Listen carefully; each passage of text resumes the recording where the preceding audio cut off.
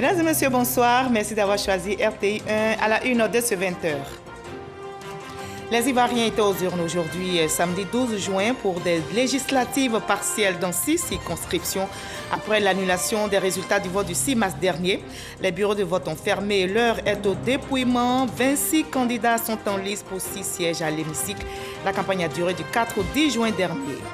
Les épouses des ambassadeurs accrédités en Côte d'Ivoire se sont réunies à la résidence de leur présidente pour célébrer le 10e anniversaire de leur association. La première dame, Dominique Ouattara, y a pris part en qualité de marraine. L'épouse du diplomate algérien qui préside l'association a fait le point des activités. L'imam Ousmane Diakité, nouveau président du COSIM, Conseil supérieur des imams, des mosquées et des affaires religieuses de Côte d'Ivoire, a été investi. L'imam Ousmane Diakité a été désigné par ses pairs à la tête du COSIM en remplacement de Cheikh Mamadou Traoré, décédé des suites d'une maladie le mardi 13 avril dernier. En sport football, les éléphants de Côte d'Ivoire et les Black Stars du Ghana ont fait match nul 0 but partout ce samedi. Un match amical comptant pour la préparation des éliminatoires de la CAN 2022 au Cameroun et la Coupe du Monde au Qatar. Soyez les bienvenus sur RTI 1. La Côte d'Ivoire a célébré le 27 mars dernier la journée mondiale du théâtre. Mais que devient ce 6e art ivoirien? Le théâtre a connu de beaux jours dans notre pays. Qui ne se souvient pas de cette belle époque des grandes représentations théâtrales comme Les Mangeurs du poulet crevé, Les mains vides d'Agué Daniel, Adama champion de l'ensemble Côté Bas. Le théâtre ivoirien a fait découvrir des acteurs de renom, Bienvenue Neba, Thérèse Taba. La liste est longue et l'une de ces figures de pro du théâtre ivoirien est avec nous. Diallo Tikwayi Vincent est le directeur fondateur de la troupe Diallo Tikwayi et le Soleil de Cocody. Invité de la page culture de ce samedi, il appelle à la renaissance de cet art dramatique. Bonsoir, monsieur Diallo Tikwayi Vincent. Bonsoir, bonsoir. Alors, vous comptabilisez 40 ans de métier, c'est exact? Oui. Alors, quand on évoque le théâtre en Côte d'Ivoire, à quoi pensez-vous? Je vais essayer de lister. Déclin, recul, agonie, coma ou gloire? Alors, quel thème s'y a aujourd'hui? Écoutez, d'abord, je retiens la gloire. La gloire a été une époque pour le théâtre ivoirien où les Ivoiriens eux-mêmes ont aimé des talents qui se sont produits dans les salles et sur les écrans de la télévision ivoirienne. Et cette gloire-là a permis aux Ivoiriens d'avoir une éducation avec le théâtre, d'avoir un épanouissement, une émancipation culturelle, que des pièces comme la tragédie du roi Christophe et Kwawa Dioba, que vous avez cité, qui a changé toute la donne à l'Est sur la loi. Donc vous retenez la gloire? La gloire. Maintenant, le déclin, oui, on peut en parler, mais le déclin, pour moi, c'est comme le soleil qui se lève le matin, et qui fait son chemin, qui brille, et puis après qui se couche, qui donne l'impression de disparaître, mais qui réapparaît le matin encore avec ses rayons. Donc je comprends pourquoi vous parlez de déclin et gloire. Vous allez nous en dire davantage dans la page culture. On va se retrouver dans une trentaine de minutes pour parler justement, pourquoi pas, du déclin à la gloire du théâtre ivoirien. Ce sera tout à l'heure.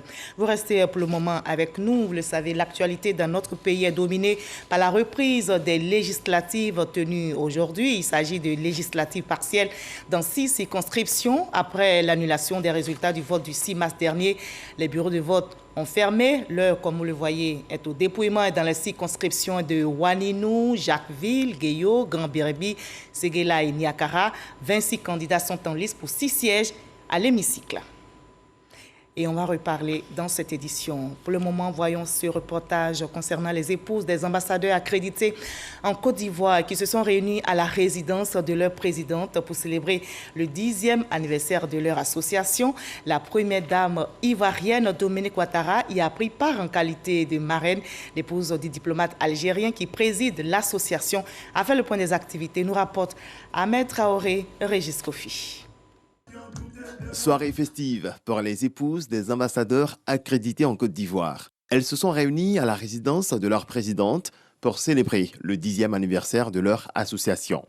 Un événement placé cette année sous le sceau de la richesse des cultures. Farida Bouguetaya, épouse de l'ambassadeur d'Algérie et par ailleurs présidente de la dite association, a saisi l'occasion pour dresser le bilan des activités de ces 4 dernières années.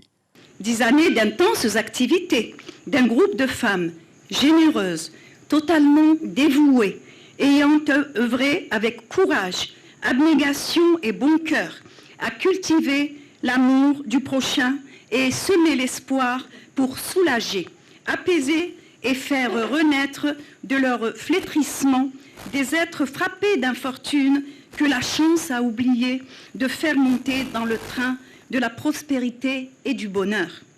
Madame la Première Dame, Mesdames, ce 10e anniversaire nous donne l'occasion aujourd'hui de faire le bilan des 4 dernières années, consacrant ainsi la présence de notre groupe dans l'espace associatif ivoirien avec le légitime sentiment de se sentir du cœur totalement ivoirienne.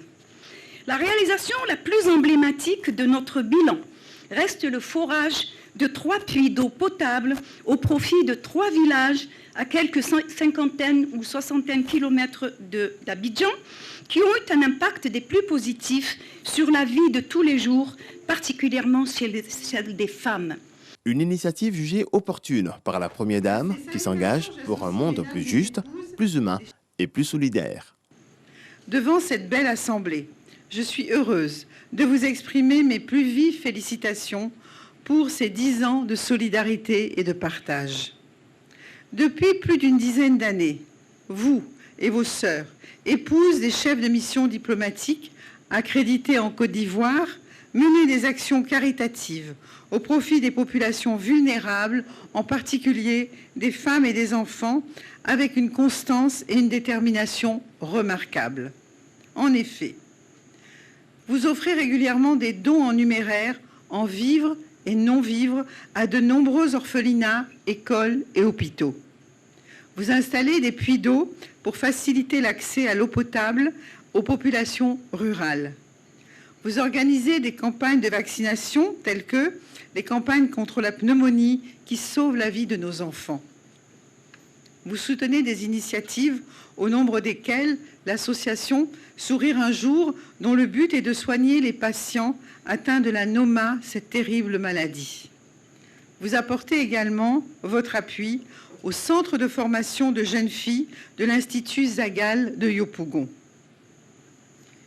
Et vous fournissez une assistance bénévole et apportez des dons réguliers aux indigents soignés à l'hôpital Mère-Enfant de Bingerville.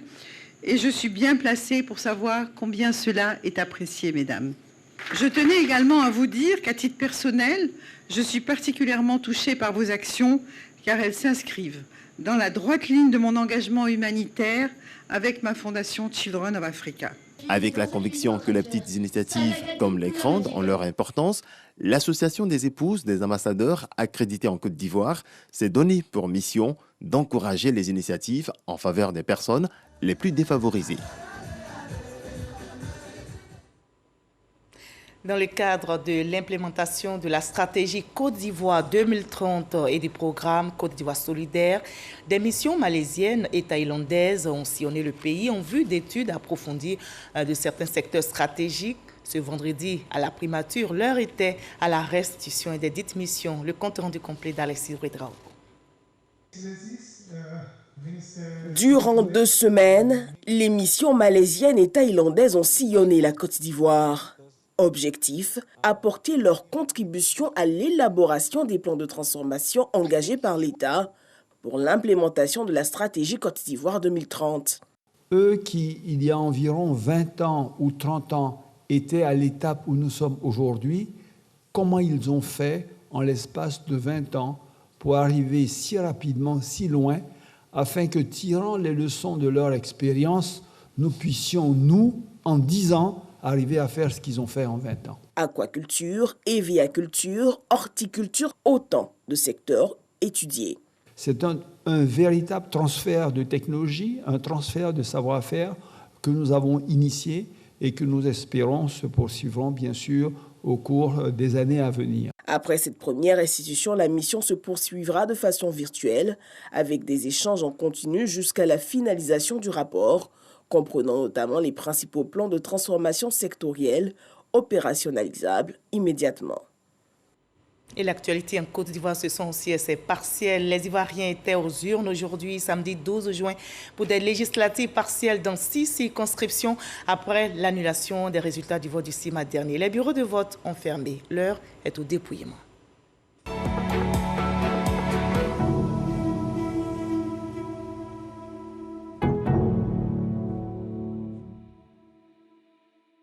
Voilà, je le disais tantôt, les bureaux de vote ont fermé et l'heure est au dépouillement dans ces circonscriptions. Voyons comment s'est déroulé le scrutin avec notre reporter Sam Conan qui a suivi l'étape des Grands Bérébi pour vous. Les portes des bureaux de vote qui se referment. Il est 18h. C'est la fin du vote de ce samedi 12 juin 2021 dans le cadre de la reprise partielle des élections législatives dans la circonscription de Grand Bérébi Dogbo, commune et sous-préfecture. Un vote qui a débuté à 8h ici, au groupe scolaire 1 et 3, comme dans les 59 autres lieux de vote. Les électeurs se sont succédés pour élire leurs députés. J'ai fini de vendre maintenant, je suis venu voter. Ce matin, on était au travail, c'est pourquoi on est descendu l'après-midi, c'est pour venir voter nos candidats. Les autorités préfectorales et le superviseur de la CEI ont sillonné plusieurs bureaux de vote en présence des observateurs. Les bureaux de vote viennent de fermer. Le mode opératoire dit que dès que le bureau de vote ferme, il se transforme en un bureau de dépouillement. Tout de suite, les dépouillements commencent dans chaque bureau de vote. Et après chaque bureau de vote, les procès-verbaux, tout le matériel va être acheminé vers notre siège de la commission électorale indépendante où nous ferons donc la compilation de tous les résultats de bureau de vote par bureau de vote. Les citoyens n'ont pas été empêchés d'aller faire leur devoir civique et ça déjà c'était une très bonne chose et pas d'incident majeur qui pourrait entacher au résultat final en tout cas de ce scrutin. En gros ça s'est bien déroulé. Les forces de défense et de sécurité déployées en grand nombre ont joué leur partition. Des dispositions sont en train d'être prises au poste de commandement pour la nuit électorale.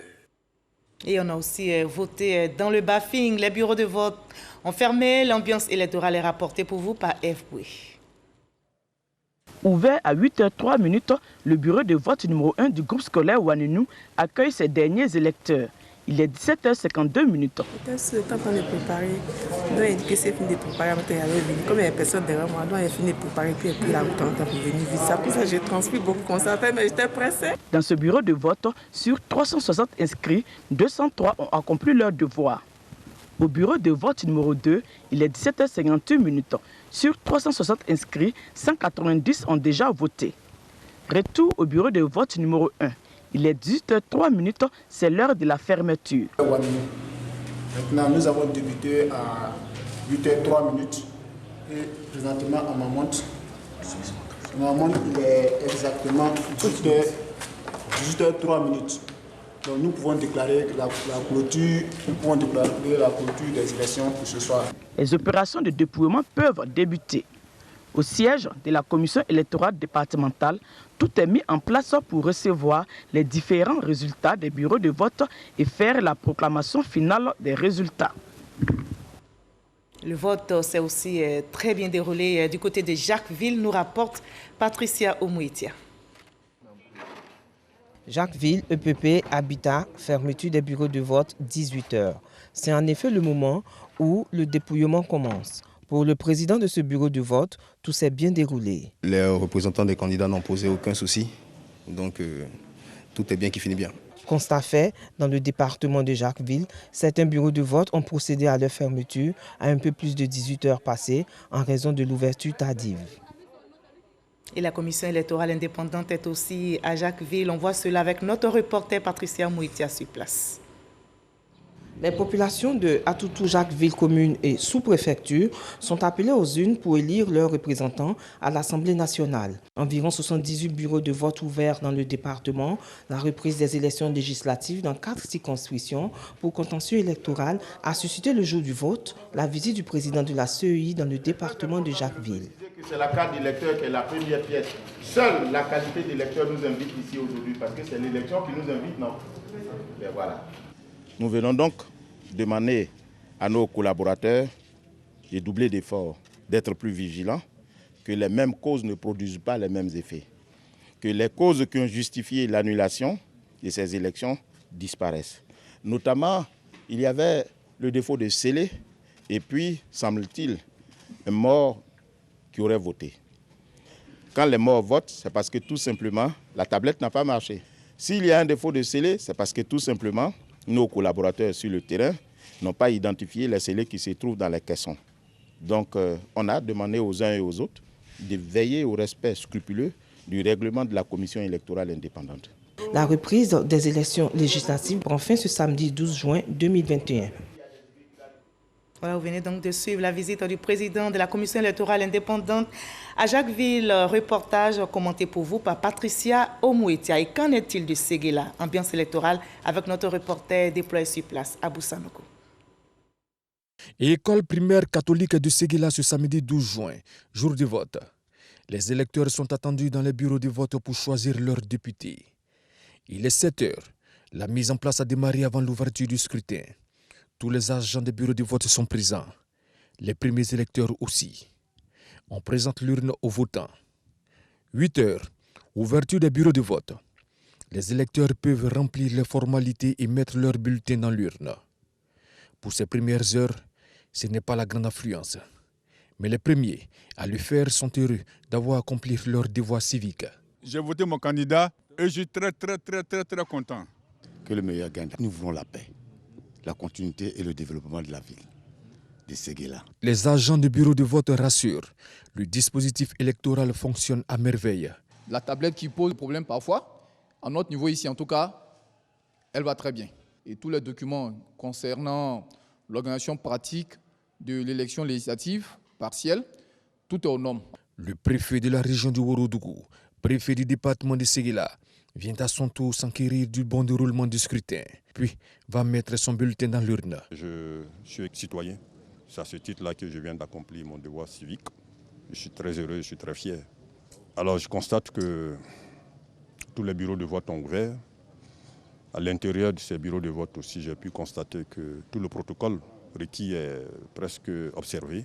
Toutes les conditions, en tout cas requises, sont réunies pour que le scrutin se déroule normalement. Les forces de l'ordre assurent la sécurité de tous les électeurs.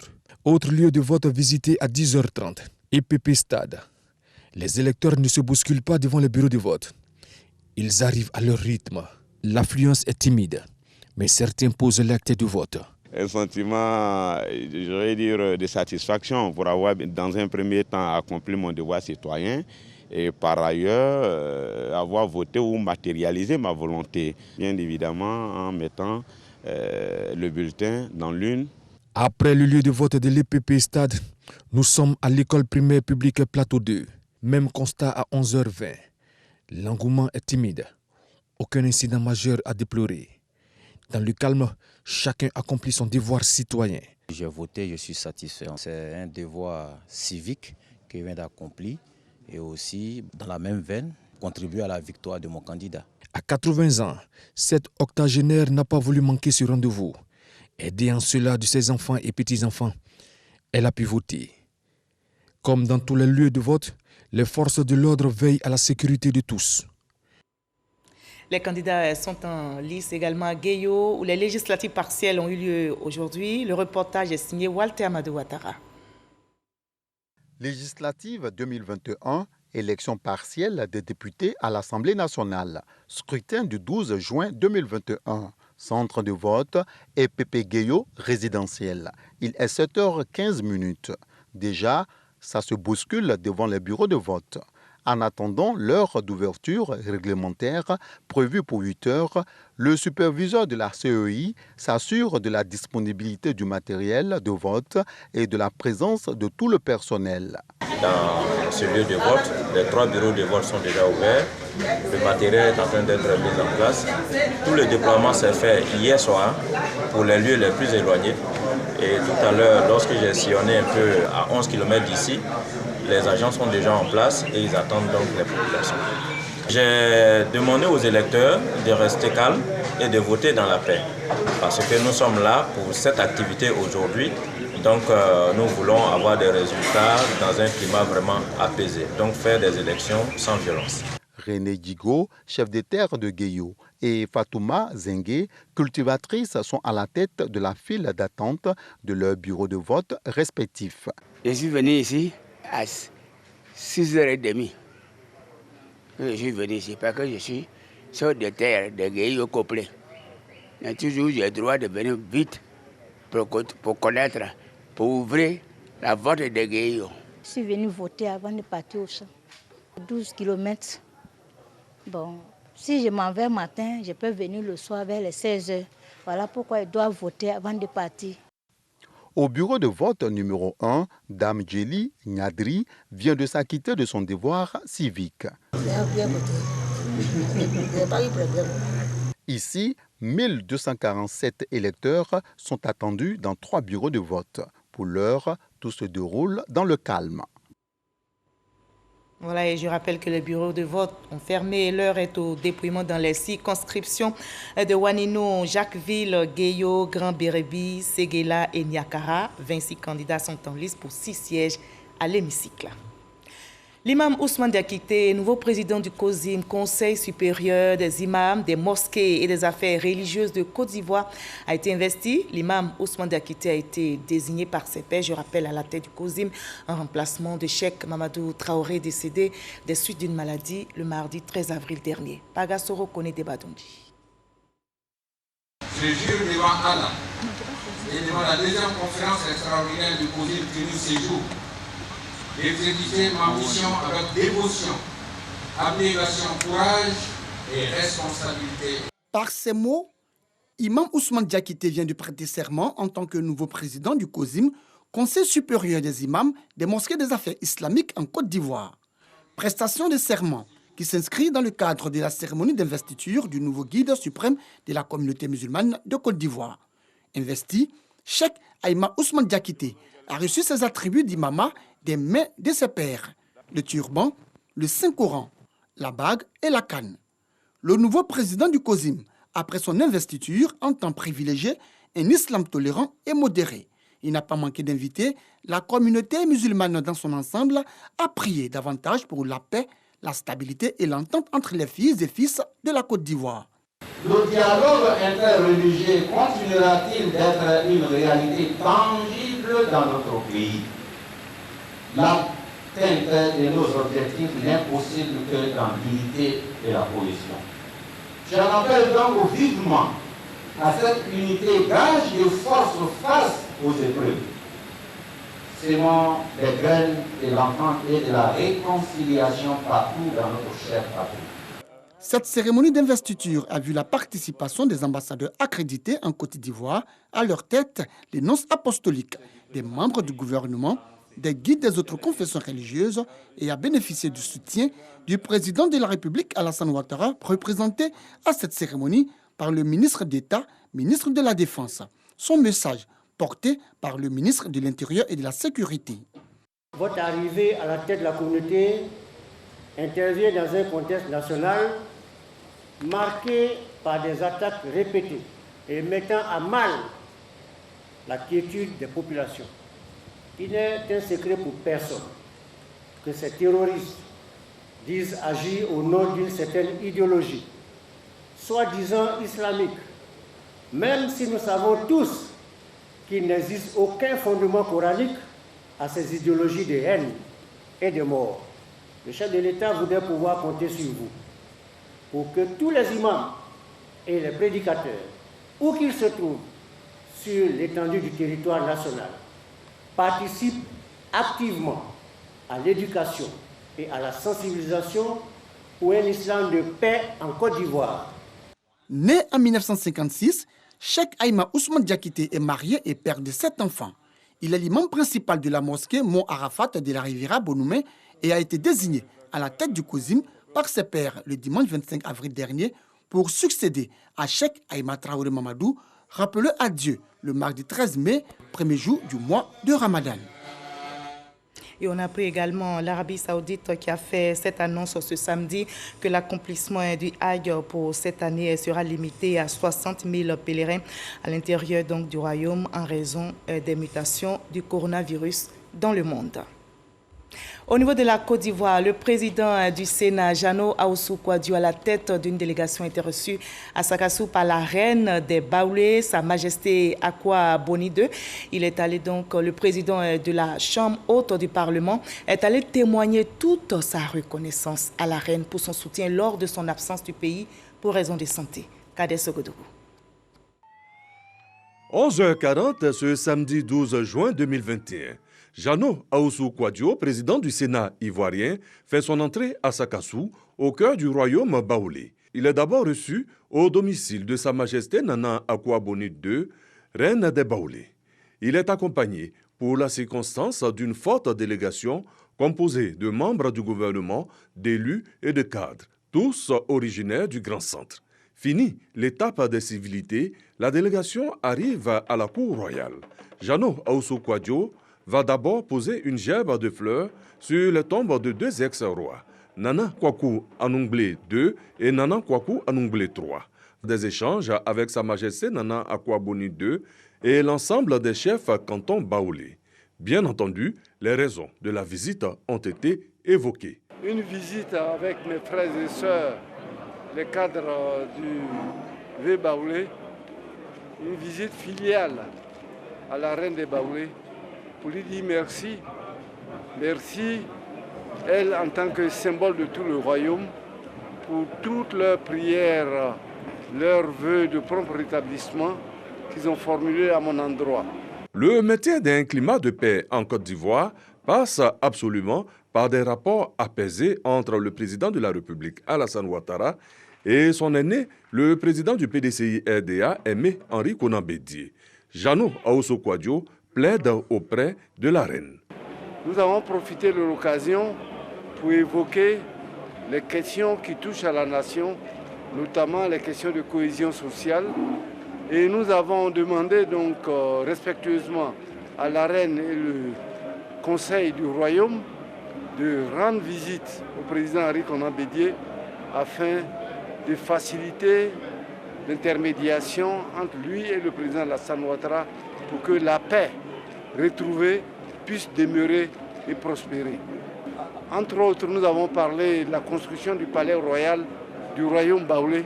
Il est temps de construire un palais royal digne du royaume et les cadres, les frères avec qui nous sommes, nous avons pris l'initiative de financer ce grand projet. Au cours de cette rencontre, le ministre Amédée Kwaku a annoncé l'arrivée prochaine à Sakassou du Premier ministre Patrick Hachi. Le chef du gouvernement viendra pour le lancement des travaux de bitumage des axes Tiebissou-Sakassou et Sakassou-Béoumi. Les travaux ont déjà commencé. Et je vous livre à présent le contenu de ce communiqué émanant de l'Office national de la protection civile.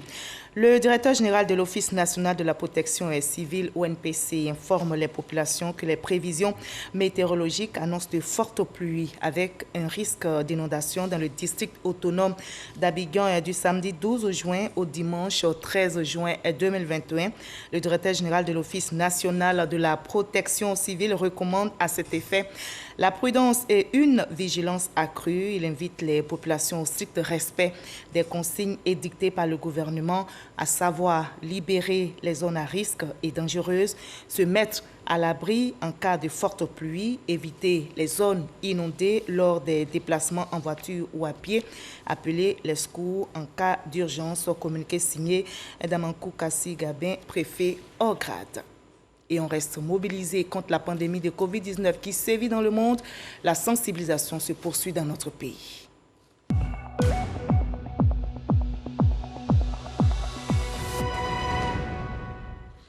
Attention, le coronavirus continue de circuler. Ce samedi 12 juin, on dénombre en Côte d'Ivoire 24 cas positifs sur 2510 échantillons prélevés, soit 0,9% de cas positifs, 43 nouvelles guérisons, 0 décès, 118 cas actifs. Et notez qu'à ce jour, 686 626 personnes se sont faites vacciner. Faisons-nous tous vacciner, préservons notre santé et celle des autres en observant scrupuleusement les gestes barrières. Le centre d'apprentissage au métier de l'automobile, créé depuis 1969, a formé plusieurs générations de mécaniciens et autres spécialistes de l'automobile. Cette école a célébré ses différentes promotions. Hier, vendredi, ils étaient plus d'une centaine aptes à exercer le métier de mécanicien, nous rapporte Franck Quadio. Le centre de perfectionnement au métier de l'automobile, nous sommes à Vridi. Joël est en fin de cycle. Il révise ses gammes techniques aidé de son directeur de mémoire. Ce matin, je suis là pour m'entraîner avec mon encadreur. Donc, il est en train de m'expliquer comment fonctionne la position des freinages. Le suivi de ses futurs brevetés techniciens se fait en entreprise, mais aussi ici à l'école. Edwige est enseignante. Avec ce groupe de stagiaires, auscultation d'un moteur complet. Ce centre est dédié exclusivement à tout ce qui se rattache aux 4 roues. La première année, c'est le moteur. Et en deuxième année, on va parler un peu des organes d'utilisation. C'est-à-dire qu'on parle d'organes d'utilisation, on parle de frein, de la suspension, de la direction. La troisième année, ils vont parler des organes de transmission. Quand on parle d'organes de transmission, on parle de la boîte de vitesse, l'embrayage. C'est-à-dire en 3 ans, déjà, l'enfant aura toutes les notions en mécanique auto. Une formation complète donc. L'école, sous la férule de sa directrice Awa Dambélé, propose plusieurs outils de formation. Qui prépare au diplôme de CAP et de BT pour une durée de 3 ans dans les filières de la carrosserie peinture, la mécanique automobile et l'électronique automobile.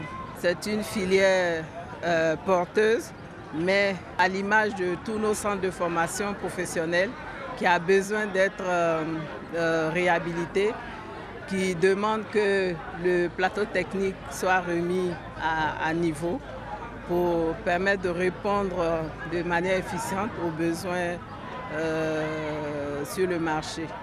Et sur le marché de l'emploi, la mécanique est l'un des secteurs en tête des pourvoyeurs. Cette journée est consacrée à la célébration des efforts des élèves stagiaires, passation de flambeau, célébration des plus méritants et baptême de promotion sont les points d'orgue. Au cours des 3 années de formation à l'école ici, nous avons reçu une très bonne formation. Et nous sommes sûrs d'ailleurs que nous pouvons affronter le monde du travail. Le centre de perfectionnement au métier de l'automobile a été créé en 1969. Il offre 2 types de formation, celle professionnelle résidentielle aboutissant à un stage en entreprise et celle par alternance basée sur la théorie puis la pratique. Et en sport football, les éléphants de Côte d'Ivoire et les Black Stars du Ghana ont fait match nul 0-8 partout ce samedi. Un match amical comptant pour la préparation des éliminatoires de la CAN 2022 au Cameroun et la Coupe du Monde au Qatar. Un résultat bon à prendre pour les Ivoiriens une semaine après leur victoire 2-1 face aux étalons du Burkina Faso. Et nous sommes samedi, place dans l'instant culture de ce 20h.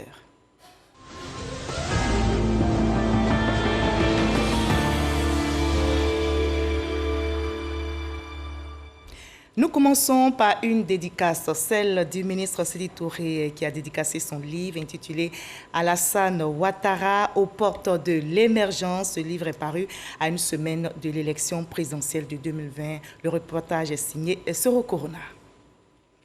Bonne gouvernance, coopération internationale, développement humain, création de recherches et d'emplois, performance au plan économique, promotion du genre, action sociale. Résumé du livre Alassane Ouattara aux portes de l'émergence, écrit par le ministre Sidi Touré. Cet ouvrage de 106 pages est la compilation du programme de gouvernement du président Alassane Ouattara sur la période 2011-2020. Paru à une semaine de la présidentielle de 2020, l'auteur continue les cérémonies de présentation et de dédicaces de l'œuvre. À l'université Alassane Ouattara, l'écrivain a donné les motivations de la rédaction de ce livre documentaire. Cet ouvrage, c'était par devoir, mais aussi pour inscrire dans la mémoire pour les générations à venir, mais surtout les générations actuelles, ce qui a été fait par un grand homme, qui est le président Alassane Ouattara. On apprécie pas à la hauteur qu'il faut ce qui a été réalisé, les prouesses qui ont été faites depuis 2011.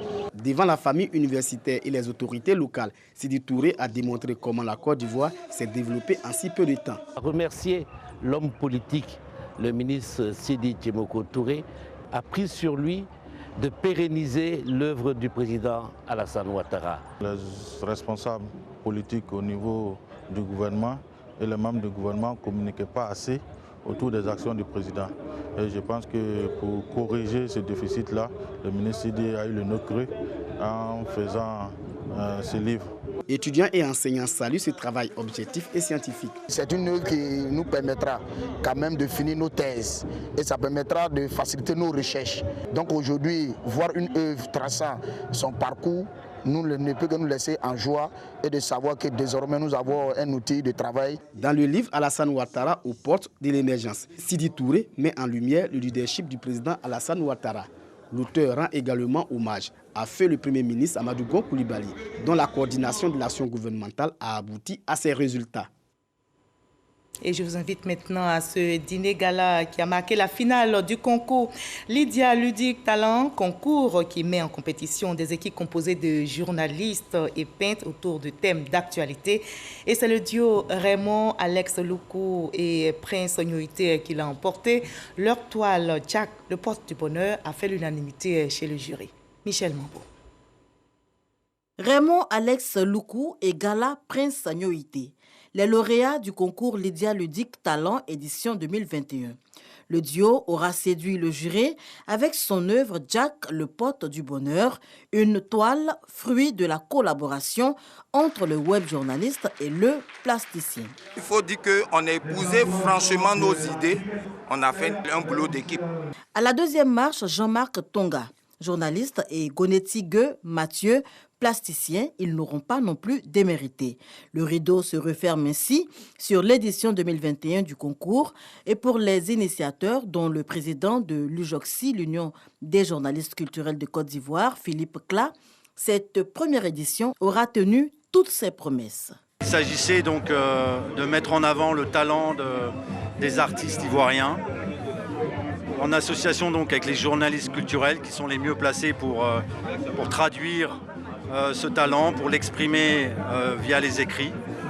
Donc je pense que l'objectif a été atteint, les prix ont été distribués.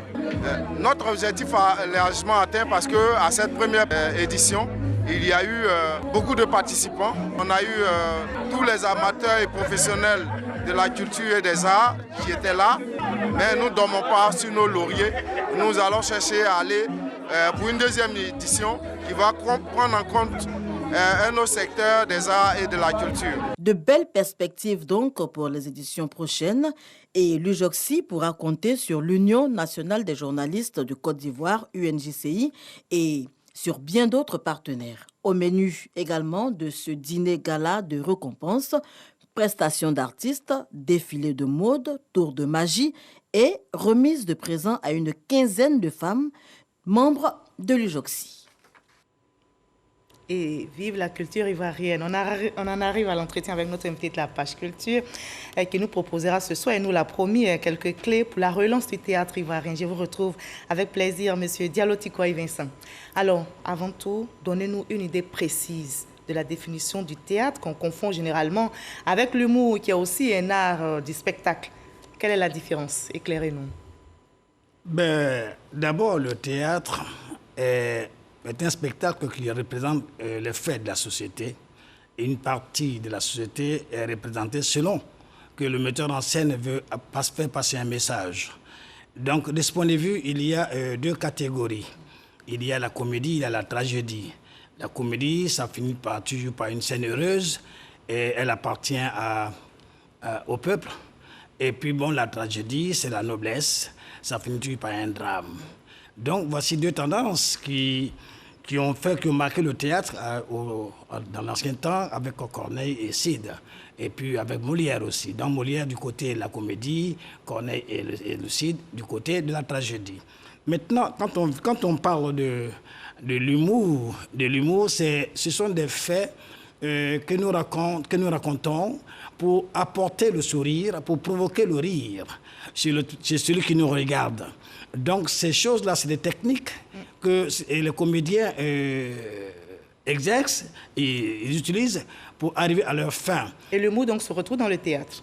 Oui, l'humour a une différence parce que la présentation d'une pièce de théâtre a besoin de certaines commodités, de certaines dispositions techniques et d'une salle spécialisée.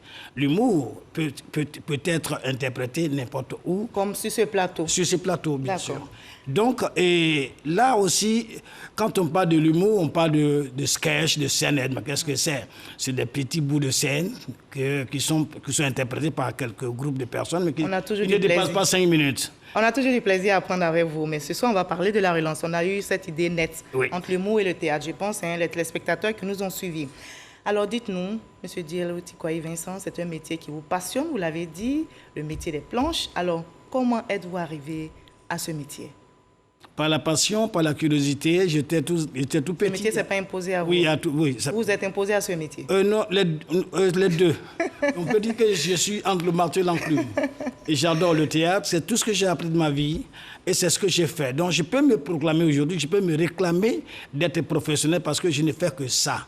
C'est ça le mot professionnel. Il faut disposer son temps pour servir le théâtre. Donc moi, je ne fais rien d'autre que le théâtre. Donc je suis un professionnel. Maintenant, qu'est-ce qui m'a apporté, qu'est-ce qui m'a fait venir au théâtre? C'est un fait du hasard. J'habitais tout près du théâtre de la Cité. On était les enfants de Cocody, on habitait tout près, on n'avait pas d'argent. Et puis chaque fois que les pièces de théâtre se déroulaient dans cette belle maison, on passait par le trou de... Vous voulez parler de la RTI? Non, pas du tout. Quelle maison? Je parle du théâtre de la Cité. Ah oui, d'accord. Et c'est comme ça que j'ai découvert la pièce de Zadi, les sofas. Je vous avoue que c'était une grande pièce que j'ai vue avec des comédiens qui vous donnent l'impression d'être dans l'histoire. Et c'était vraiment émouvant. Karamoko et son père et Samori étaient opposés. Samori interpellait son père sur la prudence qu'il doit avoir avec les Français. Et Samori lui réclamait sa puissance et il s'est dit que... C'est une pièce qui vous a marqué. C'est une pièce qui m'a marqué. Il y a aussi la pièce d'Agué Daniel, mon grand frère. Kwawa Dioba. C'est là que la femme déshéritée qui a perdu son mari, ses pleurs ont émerveillé toute la Côte d'Ivoire, ont touché toute la Côte d'Ivoire, je veux dire. Et cela a provoqué un changement dans la civilisation traditionnelle à l'est du pays. Et ces pièces-là vous ont marqué et donc vous avez embrassé ce métier? Oui, j'ai embrassé le métier avec amour, j'ai embrassé le métier pour la vie. D'accord. Alors, le théâtre a connu des années de gloire. 70, 80, 90, on va regarder dans le rétroviseur. Ce sont des années qui vous ont émerveillé, qui ont émerveillé les téléspectateurs qui nous regardent. Mais ce théâtre-là, depuis 93, on parle de sa relance. On va regarder ensemble ce sujet, commenté par Franck Quadio, et puis on en reparle sur ce plateau. Faites comme chez vous, madame. Je préfère rester debout. Non, madame. Non, madame. 1933, les prémices de l'art dramatique ivoirien. Des débuts hésitants et un âge d'or à partir des années 80 avec le théâtre populaire auquel se frotteront des représentations plus expérimentales, le rituel et le didiga, sans oublier l'expression scénique avec Suleiman Koli et Werewere King. Bref, un parcours au relan d'aventure et aujourd'hui des acteurs des planches bien nostalgiques mais qui ne baissent pas pour autant les bras. Monothéâtre, stand-up, comédie-théâtre, lyrique ou satirique, ce art n'aura eu de cesse de se réinventer. Par exemple, Diallo Tikwaye Vincent, metteur en scène et comédien, qui apporte sa pierre à l'édifice par des tournées régulières. La nouvelle génération n'est pas en reste. Des comédiens aux carrières quarantenaires en passant par les jeunes pousses, un renouveau est espéré dans la durée. Les salles de spectacle adaptées font défaut certes, mais en attendant Godot, les comédiens, eux, disent leur test. Quelle femme comme vous s'asseye toujours. Asseyez-vous donc, madame. Sacré bienvenue, Nebaï, sacré Diallo Tikwaye Vincent. Alors, depuis 1993, je l'ai dit tantôt, on ne parle que de relance du théâtre ivoirien. Dites-nous, qu'est-ce qui explique ce déclin? Je disais tantôt que le déclin, c'est la régression de ce qui a atteint la gloire à un moment donné de sa vie, de son existence. Et la relance fait partie de ce réveil du soleil qui s'est couché, qui donne l'impression de disparaître, mais qui revient. Et qui lutte contre les nuages. Donc nous sommes en train de nous battre. Nuages, donc, qui symbolisent les battre pour que ce théâtre revienne dans le cœur des Ivoiriens. Mais alors, comment ce théâtre va-t-il revenir? Mais pourtant, il faut d'abord dire, pour que le théâtre revienne, quel est son impact sur la population. On dit ici, dans une définition, que le théâtre est un outil indéniable de développement de l'individu. Cela veut dire que le théâtre participe à l'émancipation de l'individu. Est-ce que cela suffit pour qu'on parle du retour du théâtre? Je dis oui. Si on parle de l'émancipation, nous sommes dans le civisme. Nous sommes dans la déviation, c'est-à-dire dans le retour vers les fondamentaux, vers les valeurs. Jusque-là, vous n'avez pas encore dit ce qui a fait que le théâtre a reculé. Il a reculé parce que nous n'avons plus d'espace d'expression.